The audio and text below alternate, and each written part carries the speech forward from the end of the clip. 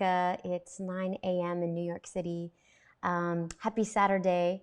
My name's Evita, and this is a live stream mini workshop coming to you from syncopatedcity.com. I'm going to call my buddy Michael, who is currently in Sydney, Australia. So it's actually 11 p.m. for him on Saturday night. So that's not too bad. Not too bad. Hi, Michael. Hi, Vita. Hey, How you doing? I'm good. I'm gonna give the computer a little time just to settle. We're gonna put you into the duo screen here, and I'm just talking to myself out loud as I survive the technicalities of all of this. You're going crazy. You've got your Mr. Wilson, which is your laptop. Yeah, yeah, I'm talking to my computer. That is true. I have been talking to my computer a lot. Mm-hmm. Mm-hmm. Um, And you painted the face on it and everything, which is weird. But yeah, I get it. yeah, exactly. Why'd you do that? Yeah. Cool. So this is actually for anybody tuning in. Hello. Give us a little shout out in the comments. We'd love to say hi to you. And this is actually going to be a rather short live stream because we're going to kind of talk about lock turns, which is a dance step that's really common and cool. Oh my gosh, Ron says, hi, Wilson. Leanne Jones.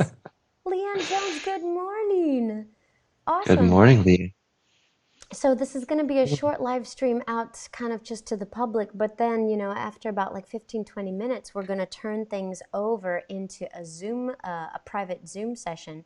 And that's going to be for members of Syncopated City. So you can go to syncopatedcity.com in the forum, and that's where the link will be for our Zoom call. Hi, Cynthia. Cynthia from Chicago. Thanks for tuning in. Chi-town. So, What's interesting? good morning, Ran. Good morning. Happy Saturday. So what do we know about lock turns, Michael? What is a lock turn? Oh, oh, oh, oh, oh, oh, oh. Sorry. Valentina. Ciao, Valentina. I guess you were on the comments. What is Claudia? Good to see you. Oh, it's afternoon, of course, in Paris. So a lock turn, it's a step that we just see a lot happening in our jazz world, right?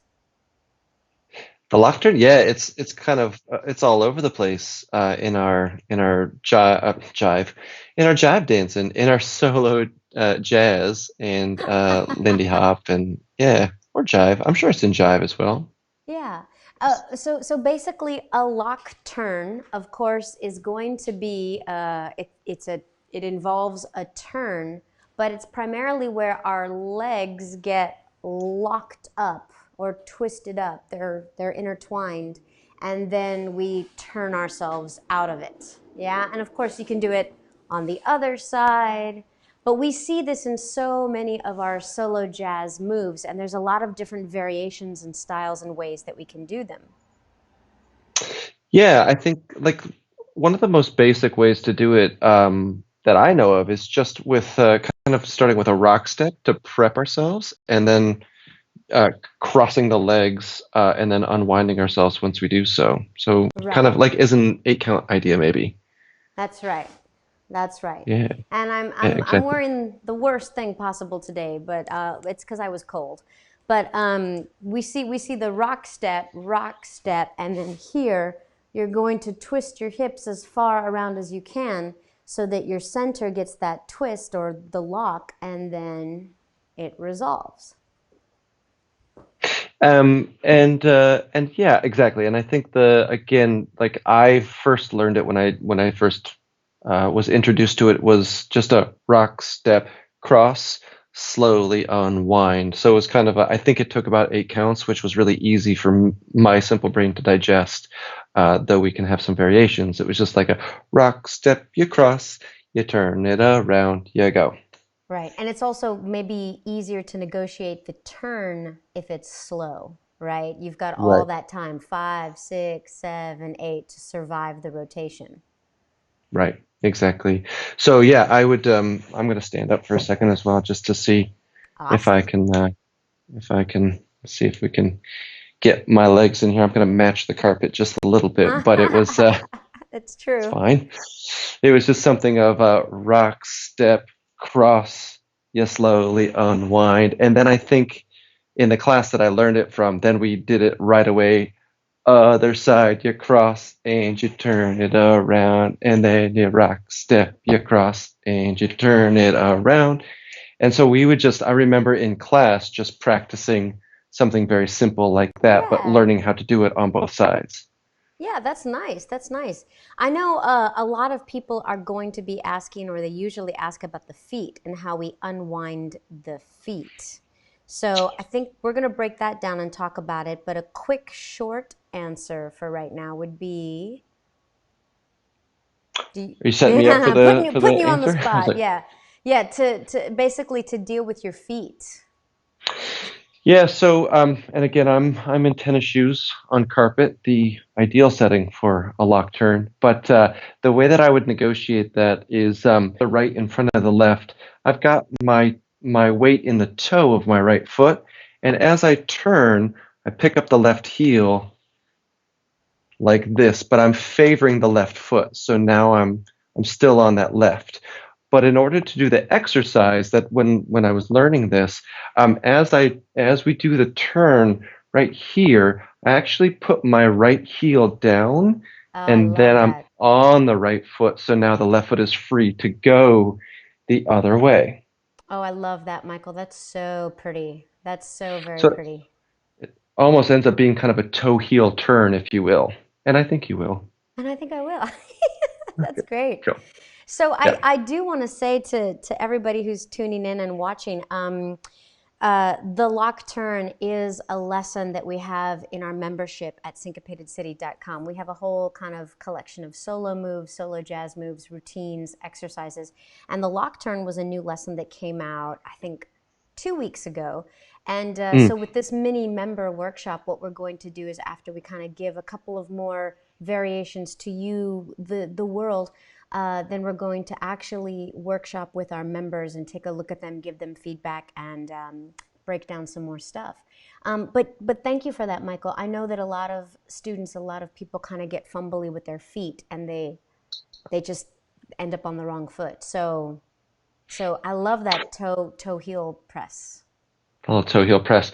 I think the other thing that's really important, and you even talk about it in the lesson online, is that the great thing about this lock turn is that there's just a moment when we cross our feet where we're kind of split weight. So we have the choice as to which foot we favor as we do the turn. And that's really important to know because you want to set yourself up for the next move, depending on what foot that starts with. Right, right. Because I could turn on my right foot, or I could turn on the left foot, which is the foot behind me. Right, right. And either way, I'm going to be ready depending on what step I want to do next in my jazz, whatever.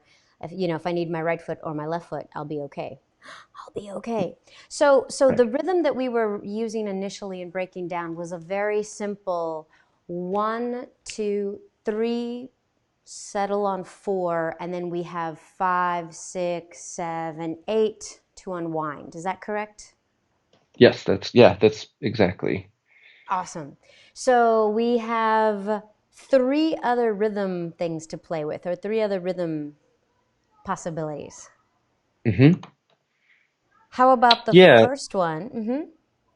the first one. So yeah, the first rhythm variation that we offer is to go with that rock step, making it more of kind of a ball change. Is that right? So instead of Yeah, going rock step cross, it's ball change cross. a one, yeah, a 1, 2. So that means instead of do, it's gonna go ba boo ah. A Exactly. 1, 2, a 1, 2. And then you still have your choice if you want to cross over or if you want to unwind your turn. A 5, 6, 7, 8, you can go slow, or a 1, 2, 4. Like we can turn quickly around and you can make that however you want. But the big thing we want you to play with is a rock step that's pushed or that starts on a 1, 2 is the lock. That's cool. All Yeah. right. How You want another one? about, yeah, another one. What's another one? I'm gonna piggyback off that shape that you just did, which Uh-huh. is really just making that rock step a ball change. And instead of going ball change cross, I'm gonna go ball change cross. Ooh, da da So da. instead of going ba da ba, I'm gonna go ba da ba. I'm actually gonna push the crossing of the legs to go a little bit faster. For the numbers people, that's an and count as well. So it's and one and two. So I'm already crossed before count two Uh, uh, in that uh. moment. I Yeah. understand. I understand. So Oh, the change. rock step is a 1 and the lock already like squeezes across and you get there before count 2. Exactly. So 5, 6, 7, 8, and one and two, 3, 4, 5, and then you can resolve it how you That's would really like. cool. That's really cool. Okay. Uh uh Ah, uh. oh. E da ga do da cuckoo ga. Yeah. Ooh, oh gosh, that whew, 9 o'clock in the morning. That woke me up. Good morning, hips. Okay. Evita, I think it's also important to talk very quickly before going any further. One of the things that's really I think important for these variations, but it feels nicer in the body is when we do the lock. Instead of just stepping over to make the cross happen, which is totally fine and good, for something like this, we actually jump into that crossed moment. So from that rock step, we actually jump and give our feet space to lock up. And that's Mm-hmm. really important for these pushed rhythms to get the timing fast enough. You need to be able to go ba da boom, and we jump into that lock moment, and Yeah. that's going to allow us to push the rhythm, but also get our feet in a better position to unwind. I understand. Yeah. And that is a common thing that we talk to students a lot about, which is you need power in your leg to push yourself to where you want to be, versus kind of like sometimes it can seem like a slow, lazy, weak, dragging the foot around. Now, that's not to confuse it with an actual lock turn where you are intending to slide your feet on the floor. Gosh, I don't even know if I can demonstrate that. I might need a chair. Let's have a chair. Uh-oh. But Uh-oh. no, don't hurt yourself. It's 9 o'clock in the morning, right? Exactly. But it is possible. So Michael, you're talking about jumping into it like really, like pick up the body, jump into it. But there's also Mhm. possible options of, I Yeah. can't really do it, but oh, I'm scratching the floor. Oh no! But damn it!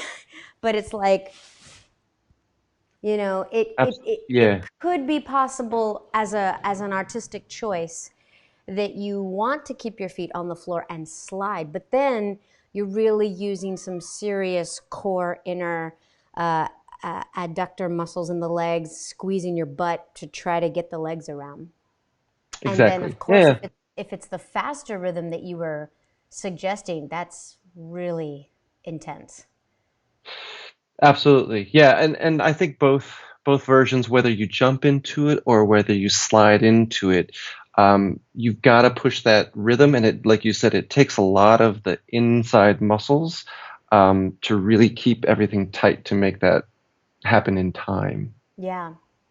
I'm gonna do a slight variation off of what you did. So you went a 1 and ga ga ga, a 1 Yep. and. I want to go. No, wait. I did we already do the variation that I had on the paper? Oh, I Uh, want to go 1 and 3. Boop ba boop. oh, okay, cool. All So in right. other words, the other two variations that we have been doing thus far, they started before the downbeat. Boom boom before the beat. Goo da ba boom ba. But I want to start Mhm. right on the downbeat. 1 and then slow it down. 1 and 3. Ba Cool. ba. ba. So I want to go 1 and 3. Ga Mm. da da da and do ba. Uh. Ga Ah, do and nice. do ga. Uh. I kind of like the so in this case, because I have to slow down before I do the lock, I have to wait and Mm. not jump so soon, or I can almost give a kick there. Like I can give a kick on count 2 and then Ah, cross on 3. yeah, yeah, yeah. Yeah. 1 and 2, 3. Not really. I mean, I'm not going to say the 2 in my mind, but it's like I let the legs swing around. Boopa, juke, juke, ja. Uh-huh. Ah, it's cool. Yeah, that is cool. It's and it's all kind of built. I mean, the lock turn is a shape um, that kind of stays constant, but how you express it rhythmically, getting into it, that's where you find the variation and the flavor to it. So that was really cool how you do that. Thanks. One of the things that is common, that I always tell students as I watch them is, because sometimes they struggle with how to get all the way around. Like the turn becomes kind of their demon, as it were. Getting like crossing the legs, all the rhythm before you cross the leg is pretty straightforward. But I've found students who are like, I can't get around in time, or it's too difficult. So what I always recommend, does that make sense? What I'm saying to you, Evita? Yeah, Like, have yeah, yeah, you yeah. had that where it's like they lock and then they're kind of like Yeah, facing they get stuck facing the the back, and I'm like, keep yeah, going, keep right. going. So if you find that you struggle to get all the way around, instead of trying to make it so that you're facing the audience or the front, whatever direction, instead of getting here to the lock and making your turn about a 360-degree idea with the legs, I almost think about trying to get my back pocket to face my front by the end of it. So when I lock, I try to get my back pocket there so that when I unwind, it's actually a lot easier and it feels like less work for my legs to do. Oh, absolutely. Absolutely. Yeah, yeah, yeah. So you feel that again in the core, like twisting. That's Yeah, very if cool. I simply stand here with my belly button still facing you, then to do that turn after the lock is literally a 360-degree idea. But if I'm already here and my belly button is facing back this way, then it's just Mm-hmm. that much less of a rotation that I have to do. And so, especially when the tempo is faster, if you've got to get around, the jump allows my hips to get further around before I unwind. Mm-hmm. I totally got you. Yep, yep, yep, yep, yep. That's a good tip. I also feel I love that, and I think that's a priority, like thinking about it from the center of our body.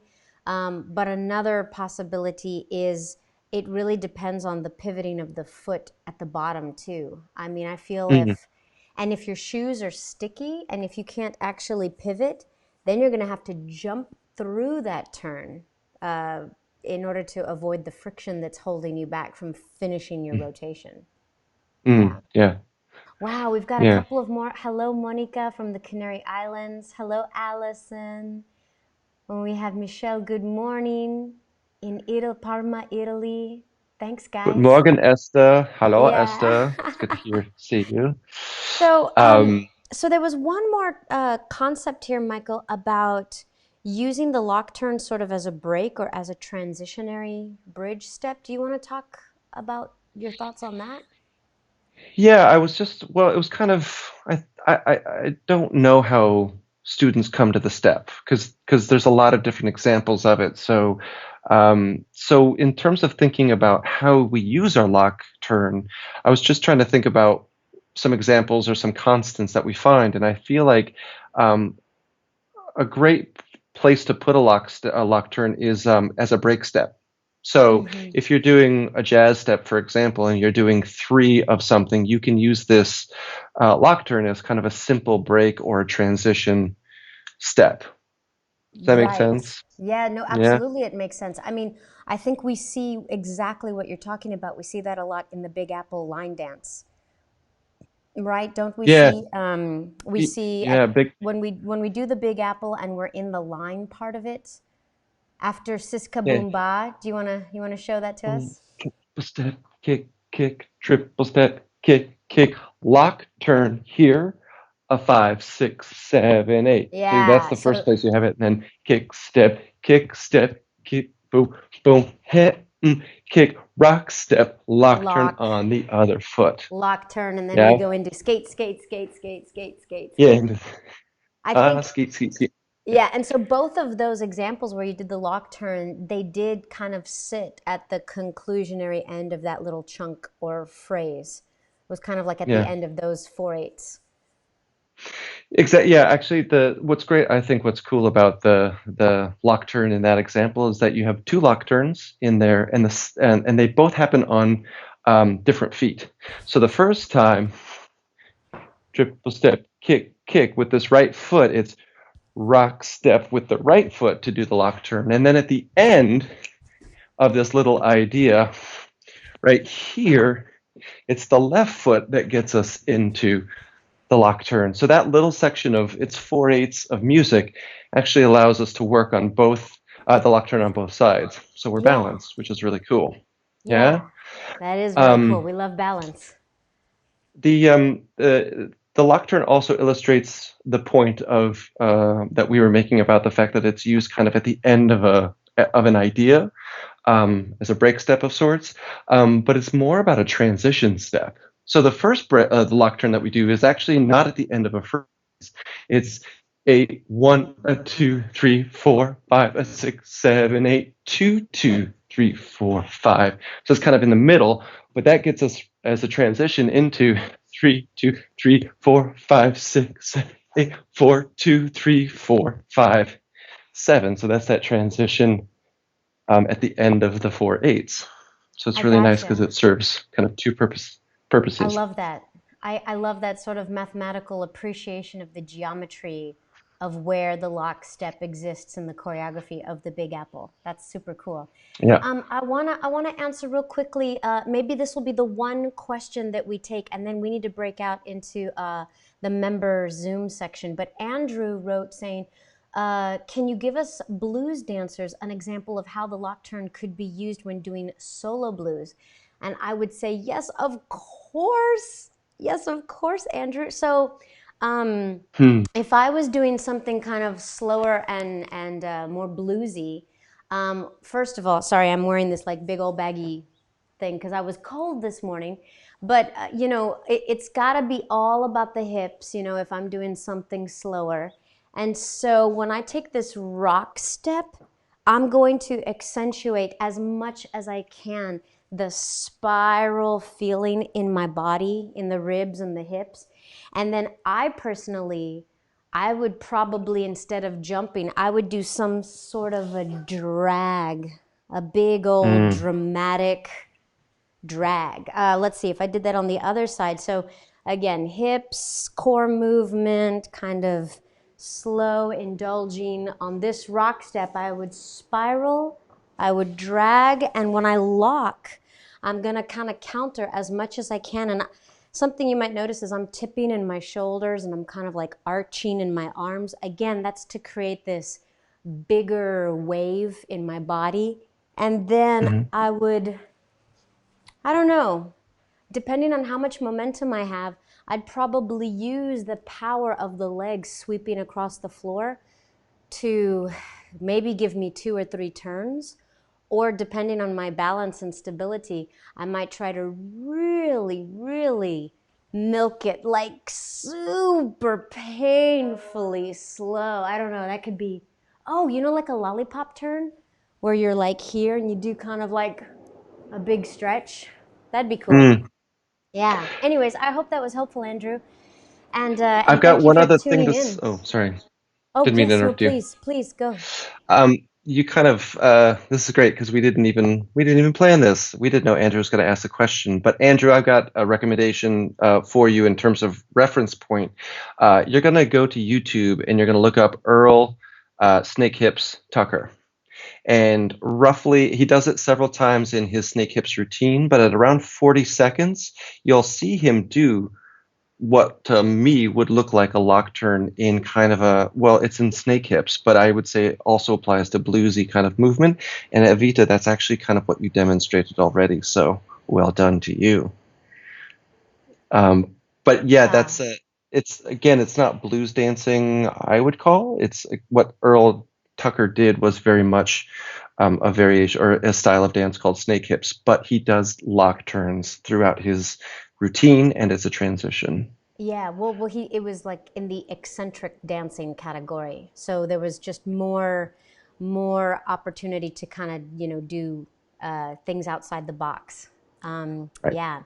Well, you guys, it is 9:26, and we are going to transition now. Michael and I we're doing a mini workshop for our members of Syncopated City. So if you're a member of our site, go to the website, into the forum. There is a Zoom link for a private meeting. And literally, we're going to spend the next 40 minutes watching you guys do your lock turns, giving you notes, answering questions.